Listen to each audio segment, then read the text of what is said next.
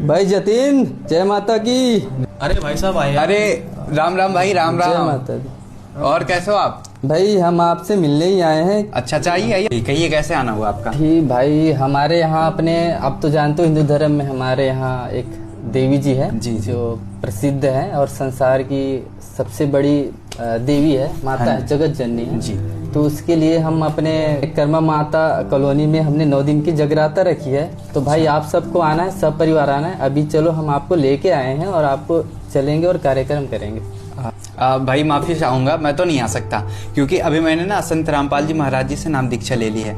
तो मैं शास्त्रों के अनुसार भक्ति करता हूँ, यानी कि जो हमारे वेदों से प्रमाणित भक्ति विधि है, जो हमारे गुरुजी हमें बताते हैं, जो शास्त्रों में लिखा है वो भक्ति करते हैं। और रही बात दुर्गा जी की, तो अभी नवरात्रि का टाइम चल रहा है, बहुत से अपने भाई बहन नवरात्रि का व्रत रख रहे हैं, लेकिन हमारे शास्त्रों में, गीता जी में या फिर किसी पुराण में कहीं पर भी दुर्गा माता जी ने अपनी साधना करने के लिए, व्रत रखने के लिए नहीं कहा है, बल्कि वो तो खुद बोल रहे हैं कि भाई मेरे से भी ऊपर एक ब्रह्म है, उसकी भक्ति करो।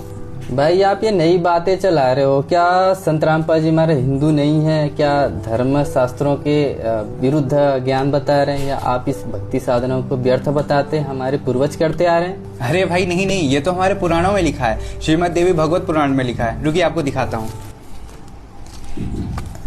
ये श्रीमद देवी भगवत सचित्र मोटा टाइप केवल हिंदी, कोड नंबर 1133, और आप ये देख सकते हैं गीता प्रेस गोरखपुर से प्रकाशित है। अभी हम आपको इसमें से प्रमाण दिखाएंगे। ये पेज नंबर आप देख सकते हैं 573 पे। यहाँ पर माता दुर्गा जी हिमालय राजा को ज्ञान उपदेश दे रही हैं, और देखिए क्या कहती हैं वो। उस ब्रह्म का क्या स्वरूप है यह बतलाया जाता है, जो प्रकाश रूप सबके अत्यंत समीप में स्थित हृदय रूप गुहा में स्थित होने के कारण गुहाचर नाम से प्रसिद्ध और महान पद अर्थात परम प्राप्य है। सब उस ब्रह्म में ही समर्पित हैं।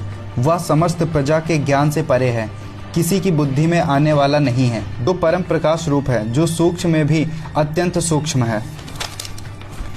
यह अक्षर ब्रह्म है, वही सबके प्राण है, वही सबकी वाणी है, वही सबके मन है, वही यह परम सत्य और अमृत अविनाशी तत्व है। उस वेदने योग का लक्ष्य का तुम वेदन करो, मन लगाकर उसमें तन्मय हो जाओ। ब्रह्म को ही लक्ष्य बनाकर वेदन करो। प्रणव ओम धनुष है, जीवात्मा बाण है, और ब्रह्म को उसका लक्ष्य कहा जाता है। प्रमाद रहित उस एकमात्र परमात्मा को जाने, दूसरी सब बातों को छोड़ दें। यही अमृत रूप परमात्मा के पास पहुंचाने वाला पुल है। संसार समुद्र से पार होकर अमृत स्वरूप परमात्मा को प्राप्त करने का यही सुलभ साधन है। उस हृदय में ही विदित रूपों में प्रकट होने वाला परम ब्रह्म संचरण करता है, अंतर्यामी रूप में वर्तमान रहता है। इस आत्मा का ओम के जप के साथ ध्यान करो। इसका अज्ञान में अंधकार से सर्वथा परे और संसार समुद्र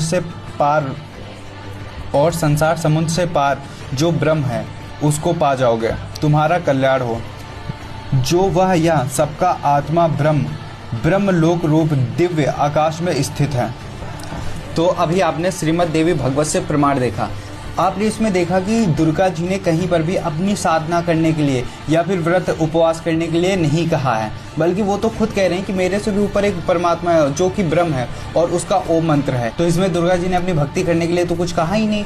तो हमारे गुरुजी संत रामपाल जी महाराज हैं, वो हमें वेदों और शास्त्रों के अनुसार सद्भक्ति बताते हैं कि हमें किसकी भक्ति कैसे करनी चाहिए, और हमारे गुरुजी दुर्गा जी की कैसे भक्ति करनी चाहिए, उनका मूल मंत्र क्या है वो भी हमें बताते हैं। तो उसके लिए सबसे पहले आप संत रामपाल जी महाराज जी के सत्संग सुनिए। यूट्यूब पे चैनल है संत रामपाल जी महाराज, आप जाइए संत रामपाल जी महाराज जी के सत्संग सुनिए और फिर उनका ज्ञान अच्छे से समझिए, उनसे नाम दीक्षा लीजिए, अपने जीवन का कल्याण करवाइए।